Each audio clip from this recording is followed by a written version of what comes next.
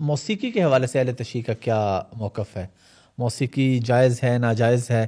اور تھوڑا سا اگر میں یہ پوچھ لوں کہ اگر روزے کے ساتھ کوئی بندہ گانا سنتا ہے، موسیقی سنتا ہے، تو کیا روزہ بھی اس کا ٹوٹ جاتا ہے یا روزہ برقرار رہتا ہے؟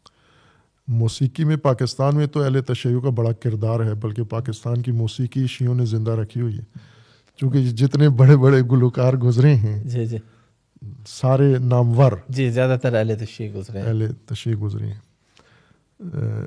اب اس کو بھی کسی مستقل اس میں جائزہ لینا چاہیے.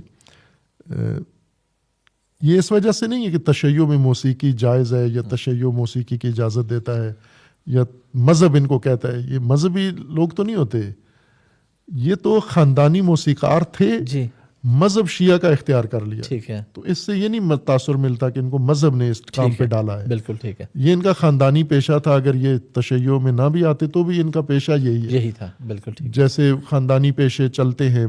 بالکل. اب باقی تو خاندانوں میں پیشے ختم ہو گئے ہیں، لیکن موسیقی میرے خیال میں ابھی بھی خاندانی ہی ہے.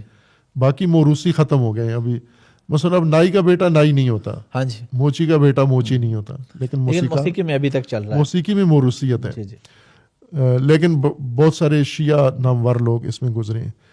موسیقی شیعہ مذہب میں بھی جائز نہیں ہے. وہ موسیقی جس کے اندر طرب ہو، جس کے اندر ایک کیفیت انسان کی پیدا ہوتی ہو، ہیجانی کیفیت جو انسان کے اندر پیدا کرے، ٹھیک ہے، وہ موسیقی طرب، لذت اور طرب یا لہو اور لعب کے لیے جو موسیقی ہو وہ قطعاً حرام ہے. اس کے اوپر تمام فقہا کا فتویٰ ہے.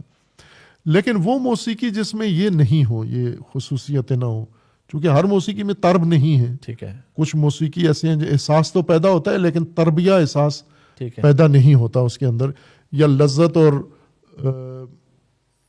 کہہ سکتے ہیں ہم ہیجانی کیفیت یا لہو اور لعب کا ٹھیک ہے، نہیں ہوتا، بلکہ سنجیدگی.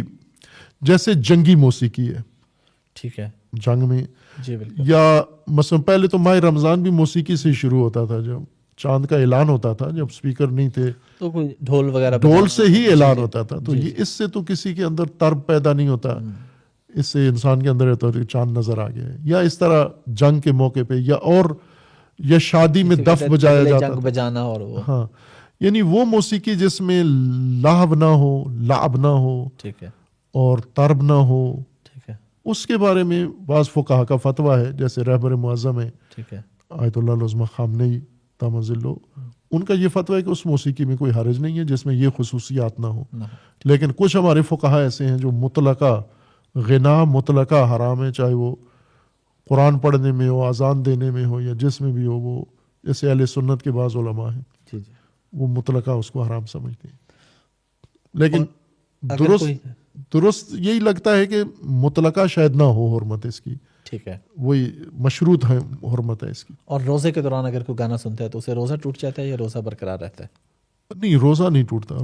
مبتلات میں سے نہیں ہے یہ. ٹھیک ہے، گناہ ہے ٹھیک ہے، لیکن مبتلات میں سے نہیں ہے. جیسے وضو نہیں ٹوٹتا موسیقی سننے سے، جیسے وضو کے مبتلات ہیں، ان چیزوں سے وضو باطل ہوتا ہے. اسی طرح روزے کے مبتلات ہیں، ان مبتلات سے روزہ باطل ہوتا ہے. ان میں نہیں ہے یہ موسیقی نہیں ہے.